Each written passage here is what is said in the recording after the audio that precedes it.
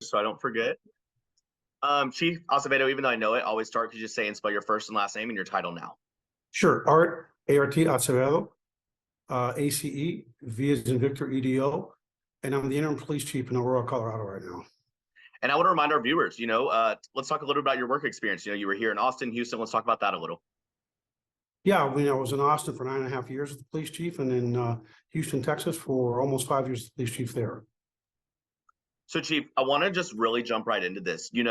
I'm sure you've seen a clip or two. I'm sure you've heard about it. It's all over the news right now of what happened here this weekend. What's kind of your reaction? I know you've lived through these things, but what's your reaction when you see everything that was unfolding across Austin this weekend? Well, when you look at Barton Springs Road in Lamar and, that little strip there, that's such a iconic strip, the Barton Springs strip, especially before the condos came in. I got to live that. It's the vestiges of old Austin and the innocent Austin, and it just made me angry to see that kind of conduct in the heart of a city that it seems like that's not something that we're very used to. Has it happened before? Very rarely. And it's something that happened several times in one day. And it is something that everyone should be upset about, especially those that want to obey the law, want to live in a vibrant, safe community, because it's not consistent with quality of life that Austinites want.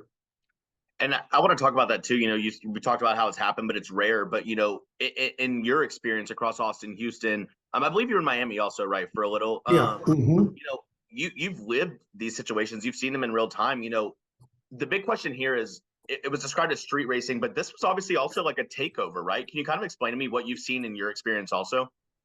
Well, see, it's a bunch of idiots, quite frankly, that have watched too many episodes of the Fast and the Furious. They think that life is Hollywood and they want to imitate Hollywood. But unfortunately, frequently these takeovers end up in death, ends up in serious injury, ends up in tragedy, and has ended up in violent crimes being committed with shootings and murders. And so not all these folks are just street racers or people that are interested in cars. A lot of gang activity that is associated with this kind of activity. And for those who just sit there with their cameras thinking it's funny watching, just word to the wise: be careful, because if you Google and you look around the country, a lot of them go sideways. A lot of people get injured, a lot of people get killed, and people get shot. And so that's not a place you want to hang out, and that's something that you should not want to be participating in. Something that was really interesting to me. I used to work in Louisville, Kentucky, and we saw this happen a good bit. But the situation's appalling in general. But then to see the fireworks being shot at that officer like that, what is kind of protocol when it comes to this? And obviously, situations like this can be overwhelming for departments, right? When you've got the added layer of shootings and fireworks.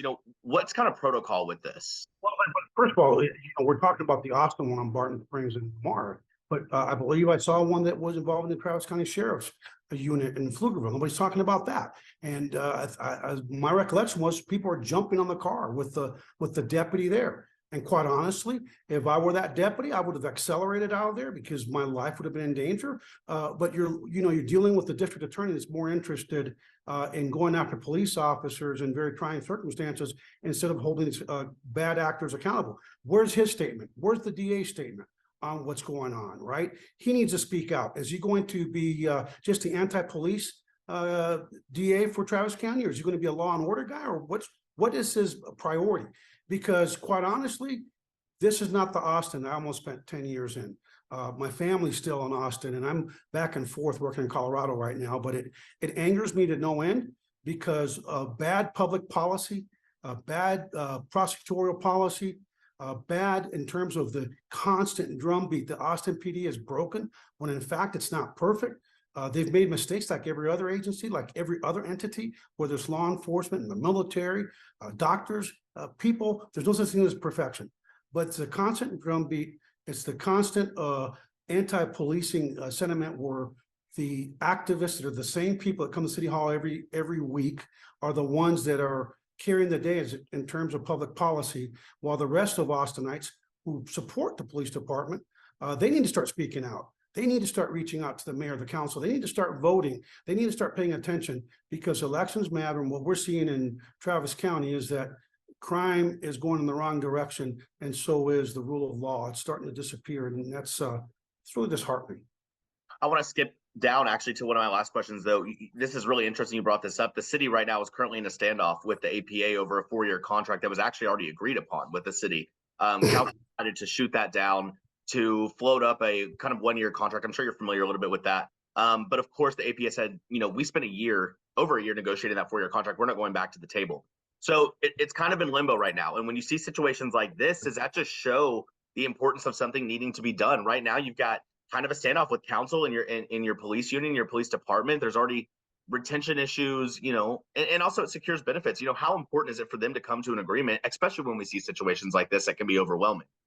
Well, I read Mayor Watson's statement a little while ago, and I thought it was a good statement where he and the council members are actually going to take unilateral action to ensure that for the next year, whether or not there's a 1-year collective bargaining agreement, in terms of the benefits and the payouts and the things that the officers and their families are really worried about, that they're going to extend it on their own. I think that speaks to his leadership and the fact that he understands that you cannot continue to bleed officers, and you've got to try to keep officers in place. Without that city council extension or an agreement, I know for a fact, I still have a lot of friends and former colleagues in Austin. You're going to see a continued exodus, and that's the last thing a quickly growing city needs, is more officers leaving. And so kudos to Mayor Watson and his council members for taking care of that, to buy some time. But at the end of the day, look, I want to speak to everybody. Be careful, and I told this to the activists out there that, they think that life's Burger King, they want everything their way or they're going to take the highway. Be careful with what you ask for, because you have a legislature that's completely not aligned with the values of those activists or even some of the council members. And sometimes you're better off with what you can get, which is what was negotiated in that 4-year contract, than to try to have a perfect, in your mind, agreement. And before you know it, that legislature and that governor and the lieutenant governor is going to step in. You might end up with nothing. So be very thoughtful, because Austin's still an island. It's a little blue island in the Red Sea, and the caretakers of that Red Sea are watching closely. So get what you can and be reasonable. Otherwise, you might end up with nothing. My last couple, and I'll let you go. I know you got a busy day, but my last couple are really just. This is going to sound like a silly question, but it goes without saying how dangerous this is.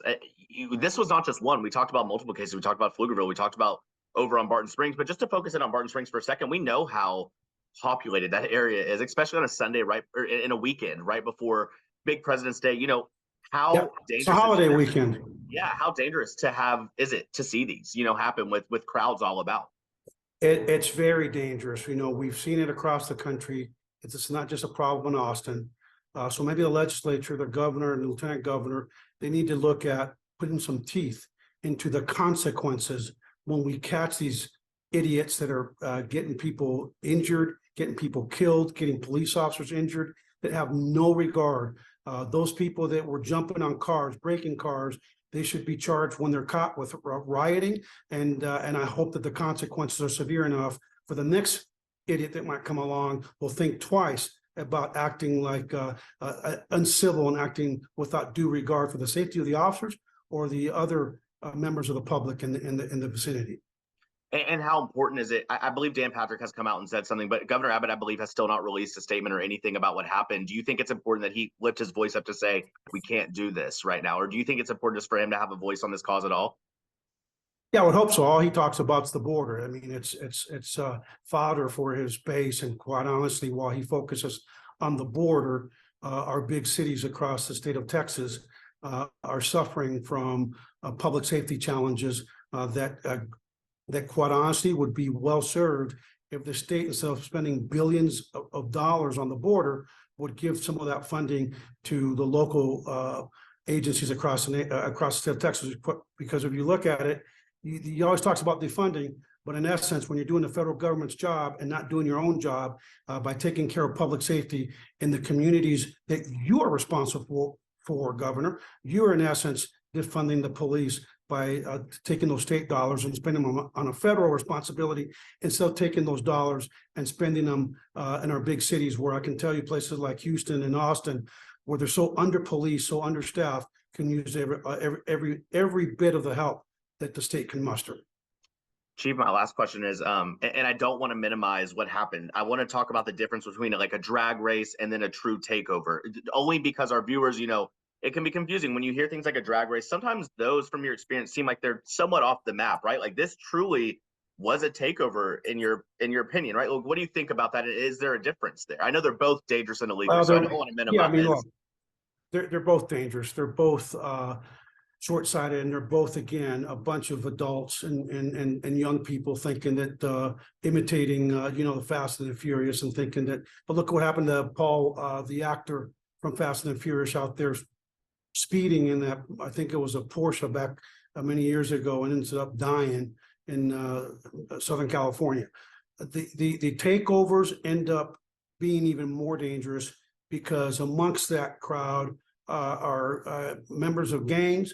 They're violent people. We see shootings, and when you see all those pedestrians right around those cars, we've seen them lose control and kill people. So they're even worse in terms of public safety. And quite honestly, when you think about the perception of safety for a city and what it says about a city, I think it really negatively impacts the collective psyche of the residents of that city. So we all need to speak out. We all need to speak out with the legislature. We need to speak out with the council, and we need to focus on good public policy instead of political theater, which is what happens too often at all levels of government.